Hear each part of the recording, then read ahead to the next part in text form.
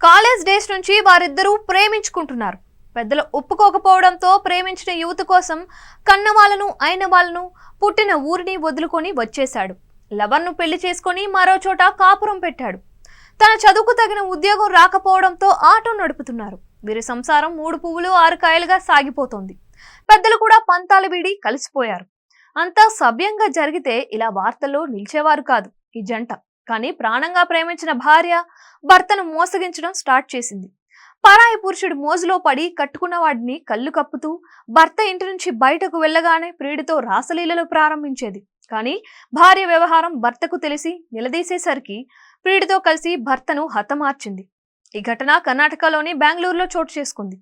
పోలీసులు తెలిపిన వివరాల ప్రకారం హాసన్ జిల్లాలోని హోలే నర్సాపూర్ ప్రాంతానికి చెందిన మహేష్, తేజస్వినిలు కాలేజీ రోజుల నుంచి లవర్స్. పెద్దలను ఎదిరించి పెళ్లి చేసుకున్నారు. ఈ జంట బెంగళూరులోని వైట్ ఫీల్డ్ సమీపంలో హగడూరులో స్థిరపడ్డారు. వీరికి పెళ్లై 12 సంవత్సరాలు అవుతుంది. అయితే భర్త ఆటో నడుపుతూ కుటుంబాన్ని నెట్టుకు వస్తూ ఉండగా భార్య తేజస్విని ఫైనాన్స్ ఆఫీస్లో పనిచేస్తుంది. ఆ సమయంలో గజేంద్ర అనే యువకుడితో పరిచయం అయింది. అది కాస్త వివాహేతర సంబంధానికి దారి తీసింది. భర్తకు తెలియకుండా అతడిని ఇంటికి తీసుకొని వచ్చి గడిపేది.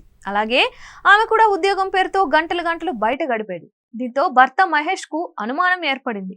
గత శుక్రవారం నాగుల పంచమి రోజు గిరాకీ ఉంటుందని మహేష్ 5 గంటలకే లేచి డ్యూటీకి వెళ్లిపోయాడు.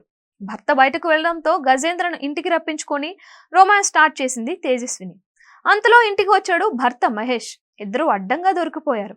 భార్యపై కోపంతో మహేష్ దాడి చేస్తూ ఉండడంతో తేజస్విని, గజేంద్ర కలిసి ఛార్జింగ్ వైర్ తో మహేష్ గొంతు నులిమి హత్య చేశారు.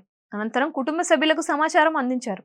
డబ్బులు అడిగాడని, తన వద్ద లేకపోవడంతో దాడి చేయడానికి ప్రయత్నిస్తే తోసేశానని కట్టుకదల్లింది భార్య. అయితే మెడపై ఉన్న వైర్ గుర్తులు ఆమెను పట్టించాయి. అనుమానం వ్యక్తం చేసిన మహేష్ తండ్రి కోడలిపై పోలీసులకు ఫిర్యాదు చేశాడు.